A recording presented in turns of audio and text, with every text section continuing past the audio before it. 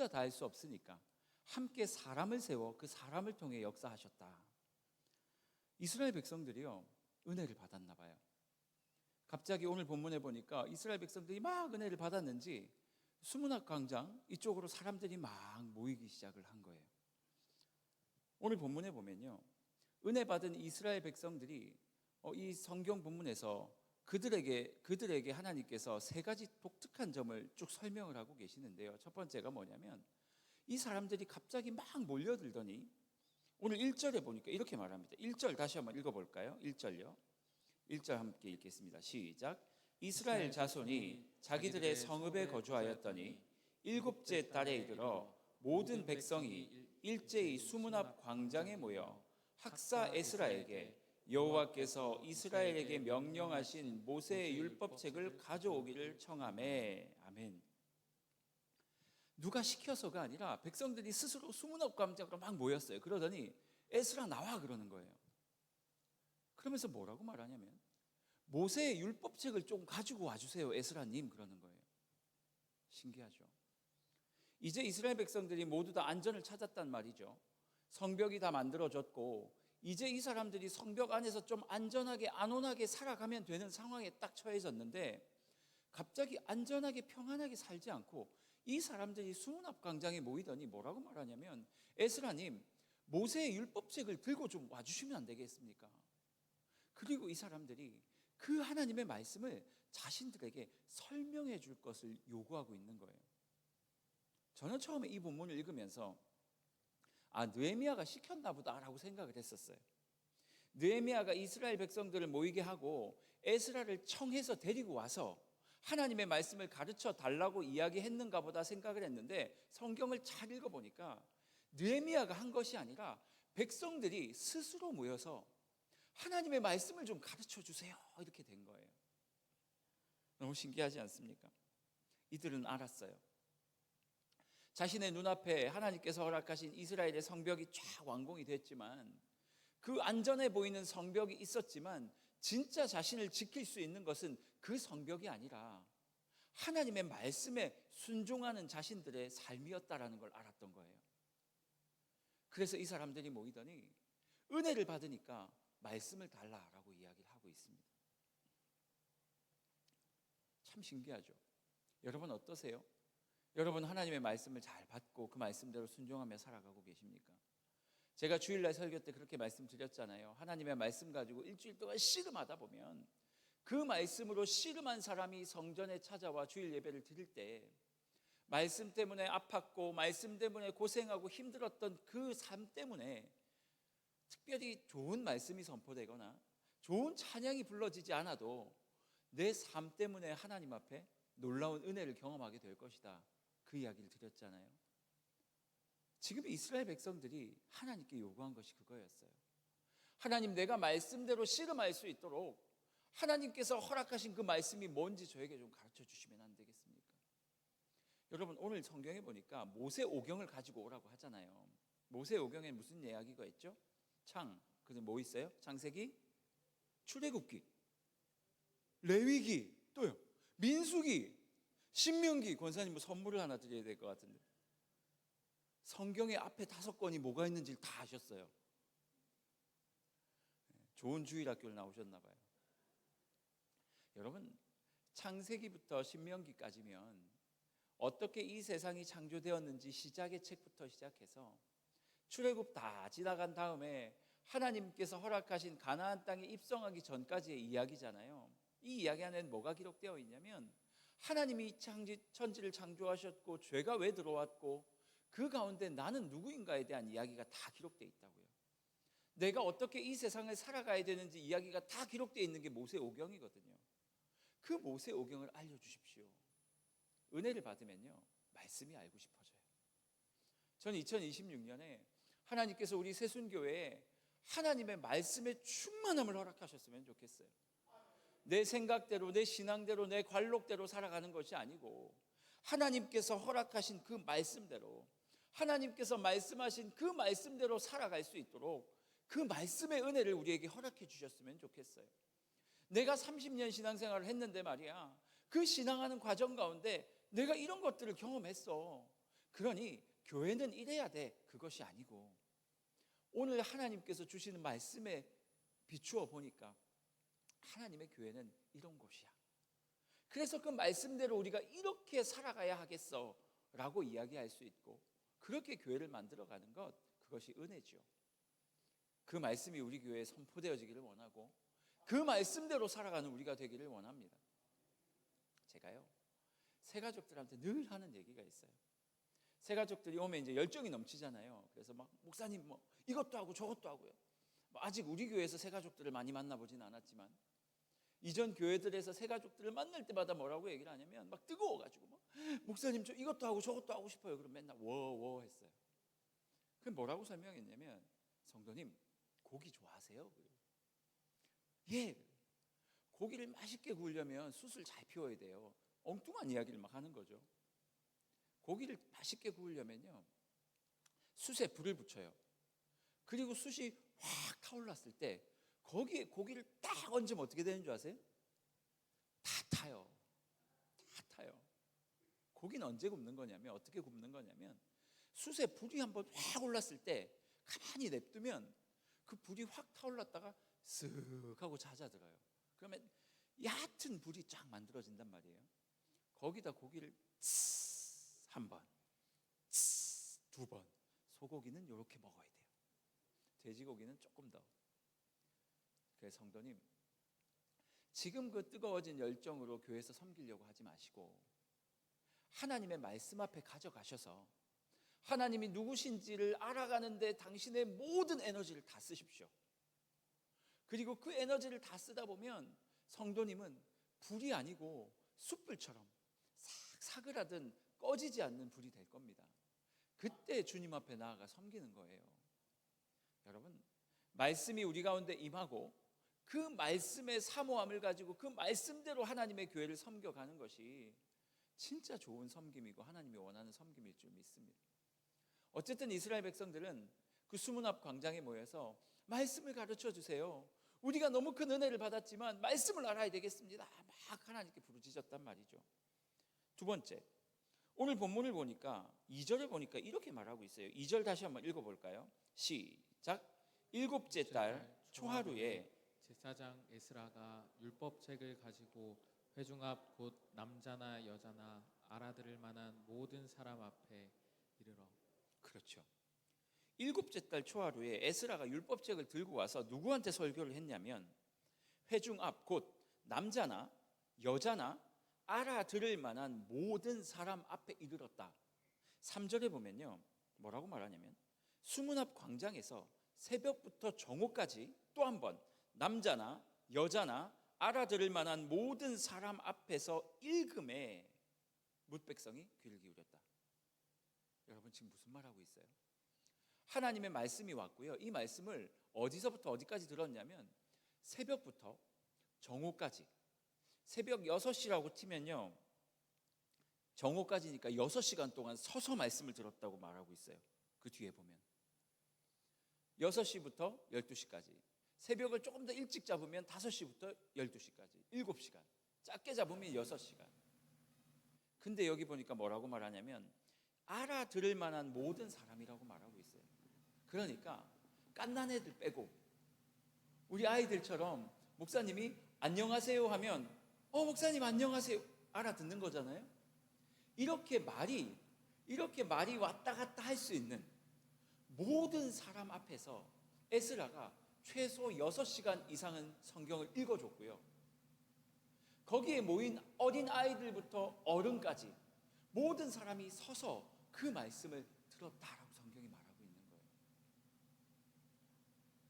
왜 성경이, 왜 에스라가, 왜 사람들이 말씀이 선포되어질 때 이 조그만한 아이들부터 시작해서 어른까지 다 모여서 6시간 동안 들었겠습니까?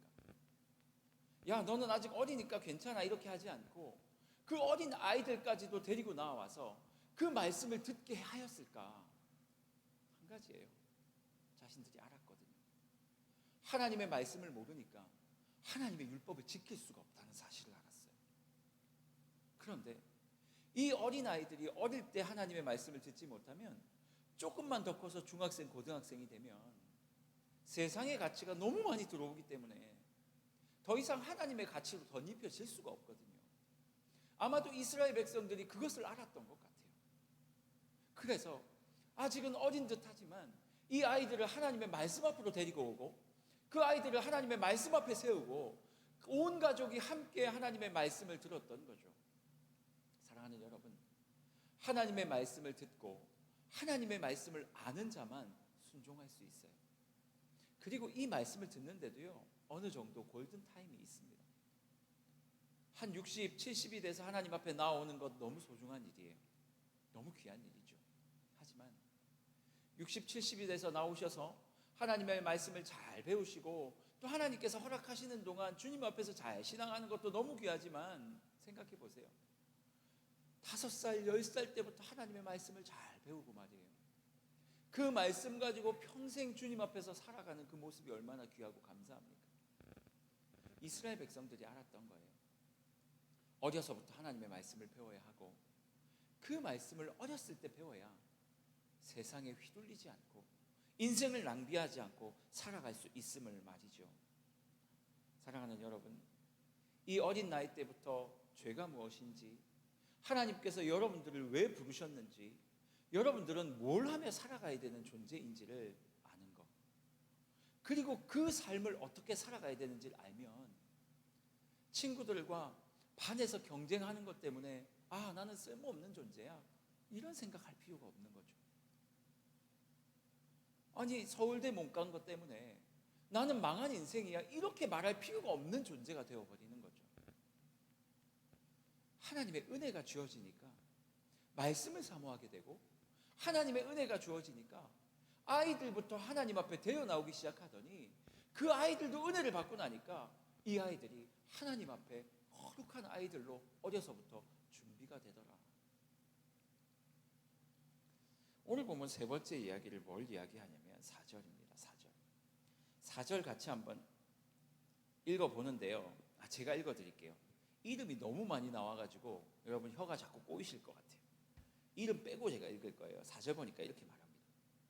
그때에 학사 에스라가 특별히 지은 나무 강단에 서고 그의 곁 오른쪽에는 누구누구누구, 왼쪽에는 누구누구누구를 세웠다, 그렇게 말하고 있어요.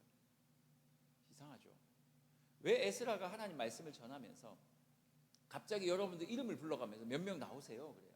그 여기 6명, 총 13명을 세워놨거든요. 또 우리 권사님, 장로님, 집사님 나오세요 하더니 여기 7명. 그럼 13 맞죠? 6 더하기 7은 30? 14. 제가 귀가 이상해요. 여러분, 13명의 사람들을 세우고 설교를 했는데요. 이 13명의 사람들이 어떤 사람들이었냐면 전부 다 제사장 아니면 레위인 아니면 지도자들이었어요. 학사 에스라가 왜 말씀을 가르쳐 달라 하고 모인 사람들에게 설교를 하면서 지도자들을 앞에 세우고 설교를 했을까? 이유는 간단합니다. 이 지도자들에게 말씀의 권위를 부여하기 위해서예요. 그리고 이 지도자들 잘 듣게 하려고.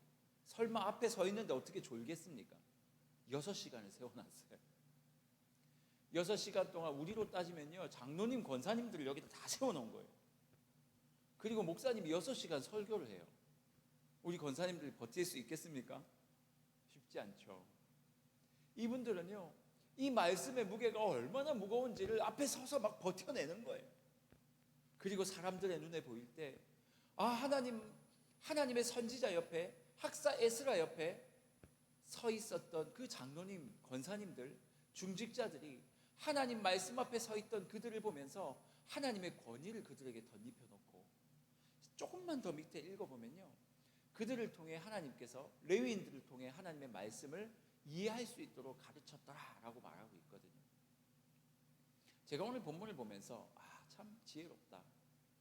하나님의 말씀이 선포되어지고 은혜가 선포되어지니까 사람들이 하나님의 말씀을 사모하게 되고, 은혜가 선포되어지고 나니까 이 어린 애들부터 시작해서 어른까지 6시간 동안이나, 무려 6시간 동안이나 하나님 앞에 서서 말씀을 듣는 놀라운 역사가 일어나더니, 하나님께 은혜를 받고 나니까 앞에 서 있던 지도자들이 하나님의 말씀에 반응하기 시작하는 거예요.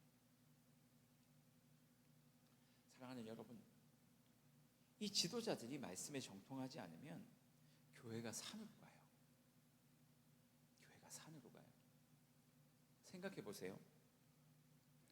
오랜 신앙의 연륜이 있고 하나님의 말씀이 있는데, 사실 우리의 삶에 더 가까운 것은 내가 신앙생활했던 연륜이거든요. 항상 교회 오면 제가 이 유튜브 영상을 하나 봤는데 어떤 목사님이 그래요. 교회 새 가족들이 온대요. 새 가족들이 오면 두 부류래요. 예수님을 처음 믿거나 오래 믿었거나. 그런데 자기는 예수님을 처음 믿는 사람들은 금방금방 성장을 하는데 오래 믿었던 사람들은 좀 어렵대요. 옆에 있는 진행자가 목사님 왜 어렵습니까? 그랬더니 자기가 가지고 있는 교회상을 가지고 들어오는 거예요.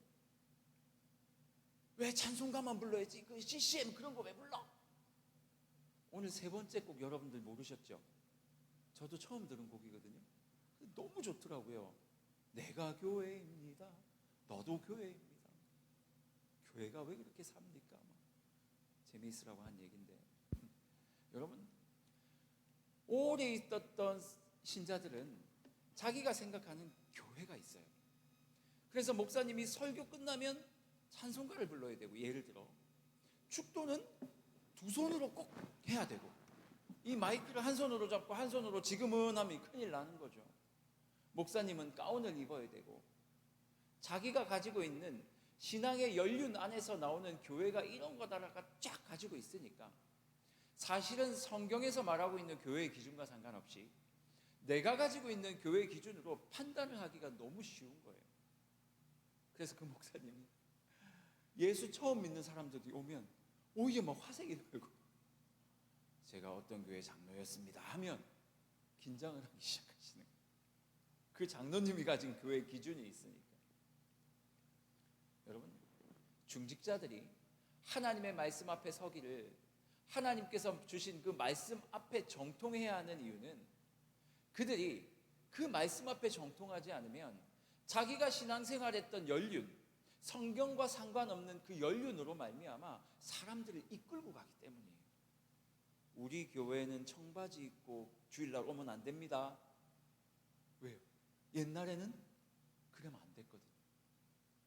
제가 교회에 가는데 청바지를 너무 입고 싶었고, 저 학생 때 말이에요, 대학생 때. 특히 어떤 청바지를 입고 싶었냐면 찢어진 청바지가 그렇게 입고 싶었어요, 주일날. 그래가지고 제 어머니 몰래 포크 하나를 들고 제 살짝 낡아 있던 청바지가 있었는데 이 허벅지 있는 데를 포크로 긁기 시작했어요. 진짜 한 500번 넘게 긁은 것 같아요. 계속 긁으니까 거기가 해지더니 드디어 살같이 보이기 시작할 만큼 열리기 시작했어요.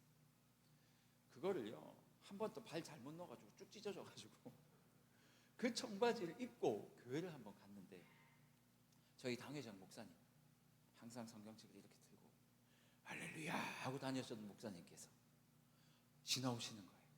제가 황급히 가방을 벗어서 제 이 무릎팍을 딱 가렸어요. 목사님 보면 혼날 것 같아가지고 여기를 이렇게 가리고 혼자 막 이렇게 간 거예요.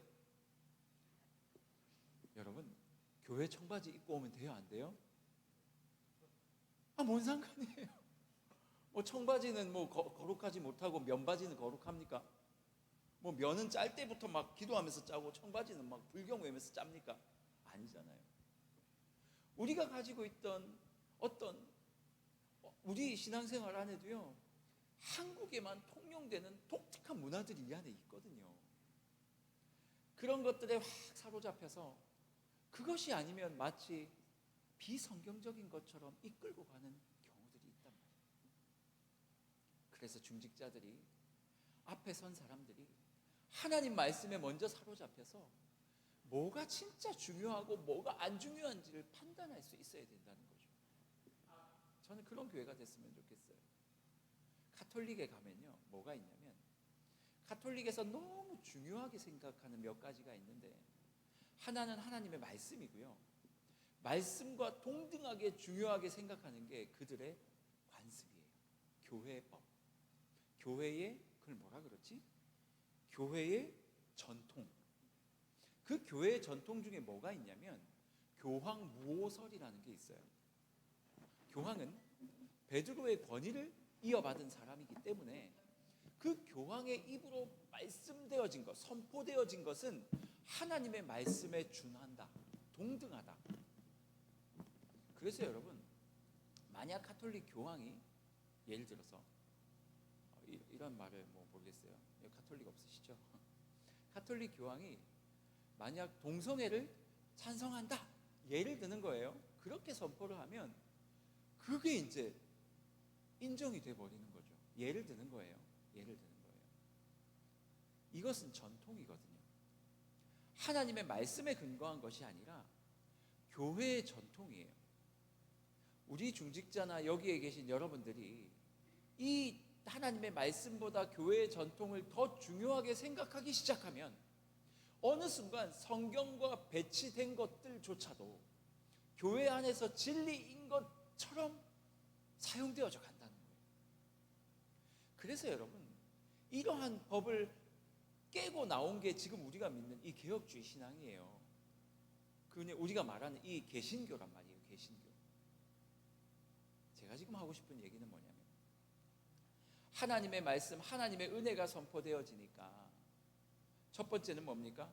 사람들이 말씀을 궁금해하기 시작하고 말씀에 사로잡히길 원하더니, 두 번째는 뭐예요? 아이들까지 데리고 와서 말씀 앞에 세우더니, 세 번째는 뭡니까? 에스라를 통해서 모든 중직자와 이 교회를 이끌어가는 모든 사람들이 하나님 말씀에 사로잡힌 권위자가 되더라는 거예요. 자기가 생각하는 교회가 아니라 말씀이 이야기하는 교회, 내가 생각하는 예배가 아니라 하나님이 기뻐하시는 예배, 그렇게 중심을 잡아가더라, 그 이야기를 하고 있는 거예요. 전 2026년 우리 교회가 그렇게 됐으면 좋겠어요. 하나님 말씀 앞에서 말씀으로 말미암아 중심을 잡아가는 그런 교회가 되기를 원합니다. 오늘 말씀을 준비하는데 그냥 마음속에 각 개인의 힘든 문제들이 자꾸 생각이 나는 거예요. 신방을 하면서 들었던 이야기들, 어떤 분은 육체적인 질병으로 말미암아 너무나도 힘들었고, 어떤 분들은 사업이 잘 되지 않아서 그것 때문에 힘들었던 분들도 계시고, 어떤 분들은 결혼을 그렇게 준비하는데 이 결혼의 문이 열리지 않아서, 어떤 분들은 태의 문이 열리지 않아서, 또 어떤 분들은 질병 때문에 각기 하나님 앞에서 정말 기도하고 있는 이 아픔의 문제 때문에 고난 가운데 처해져 있는 성도님들이 갑자기 탁 생각이 나는 거예요. 마치 이스라엘 백성들이 정말 그 고난 가운데 하나님 앞에 부르짖었던 그 기도의 제목들처럼 말이에요. 그러면서 제 마음속에 이런 생각이 났습니다.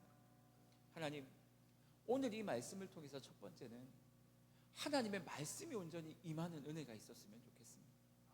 오늘 제가 이야기했던 몇 가지 이야기뿐만 아니라 우리가 기도하는 그 시간에 하나님의 말씀이 임하셔서 위로받아야 될 자들에게 위로가 선포되어지고, 도전받아야 할 자들에게 도전이 선포되어지고, 어떤 때는 책망이 필요한 자들에게는 책망의 말씀이 선포되어져서 우리가 그 말씀 앞에서 회개도 하고 위로도 받고 그 말씀 앞에서 격려도 받는 그러한 시간이 되었으면 좋겠습니다.